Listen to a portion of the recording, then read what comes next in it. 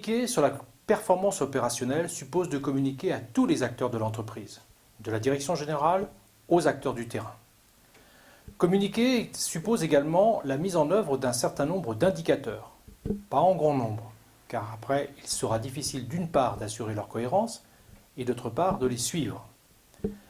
Mais il faut définir un certain nombre d'indicateurs de performance relatifs au coût, au délai, à la flexibilité, à la qualité. Ces indicateurs de performance peuvent être complétés par des indicateurs de la maturité. Par exemple, maturité de l'entreprise vis-à-vis de l'évolution culturelle dans laquelle l'entreprise se développe.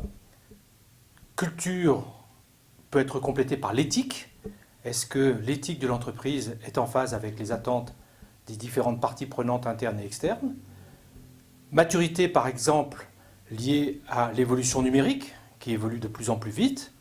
Maturité également face à l'évolution de l'amélioration continue de démarches de type Lean. L'ensemble de ces indicateurs doivent être corrélés et pouvoir être suivis de façon régulière.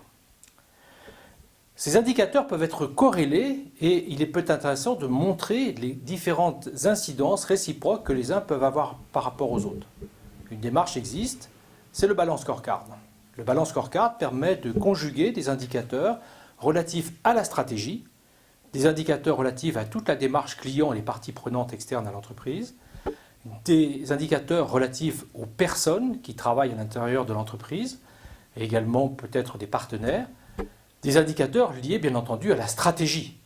Tous ces indicateurs doivent être au service de la stratégie. L'ensemble de ces indicateurs peuvent être conjugués et mis dans une approche cohérente à travers ce qu'on appelle le Balance Scorecard, qui permet de conjuguer des visions relatives aux clients, relatives à la stratégie, relatives également à l'ensemble des parties prenantes internes ou externes de l'entreprise, et bien entendu des démarches relatives au processus. Le processus est un élément tout à fait fondateur, essentiel pour pouvoir mesurer et pouvoir communiquer autour de la performance opérationnelle.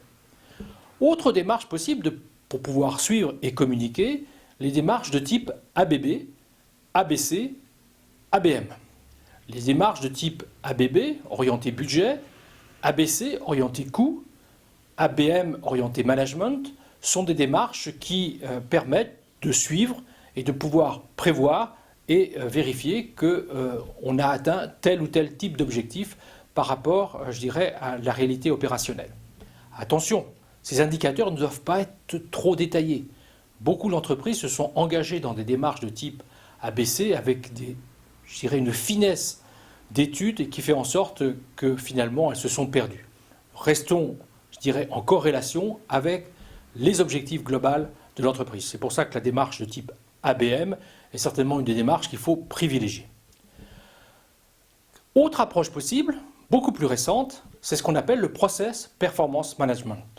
Ce Process Performance Management va aller chercher directement sur le terrain la performance des processus afin de répondre à des questions qui, quoi, comment, pourquoi. Ce Process Performance Management dispose d'un outil que l'on appelle Process Mining et qui va s'efforcer non seulement de reconstituer les processus tels qu'ils se sont déroulés, mais également va s'efforcer également de pouvoir affiner sur les facteurs clés qui vont influer sur la performance des processus, voire sur la non-performance des processus. Et donc pouvoir agir de façon très concrète sur comment petit à petit améliorer et suivre. Ce pilotage est un pilotage de près. Il permet d'avoir des informations à la journée, parfois à la semaine, mais également parfois à l'heure. Ce pilotage de la performance permet à des entreprises qui ont entamé des démarches déjà depuis un certain temps orientées Lean de pouvoir piloter de près la performance opérationnelle et de communiquer aux différents acteurs les points faibles, les points, je dirais, d'amélioration obtenus et de voir comment petit à petit travailler au tuning global de la performance opérationnelle de l'entreprise. Ce pilotage, c'est un peu comme un rétroviseur, mais un rétroviseur qui est du terrain et qui peut être remonté directement à la direction générale. On voit dans des secteurs tels que l'assurance, l'énergie, l'industrie, la banque, je dirais, des démarches d'amélioration continue de la performance opérationnelle à travers ces outils de ce qu'on appelle Process Performance Manager.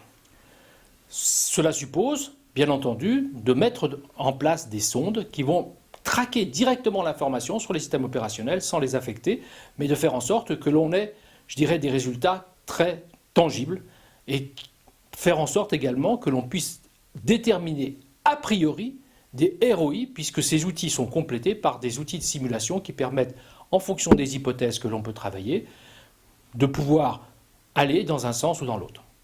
Globalement, la performance opérationnelle, ce n'est pas quelque chose de théorique, c'est quelque chose de très concret, de très, je dirais, très proche du terrain.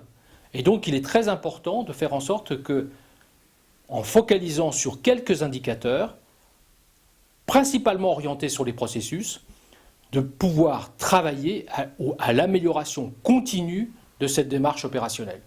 Sans communication autour de cette démarche opérationnelle, l'amélioration de la performance ne se fera que faiblement.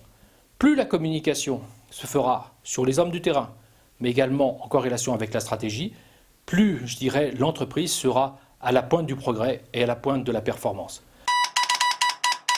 Pour conclure, communiquer autour de la performance opérationnelle suppose de bénéficier des évolutions numériques, de bénéficier du maximum d'agilité et que chacun participe globalement à la performance durable et à la performance globale de l'entreprise au service des clients qu'elle s'efforce de servir. Bon travail et bon succès!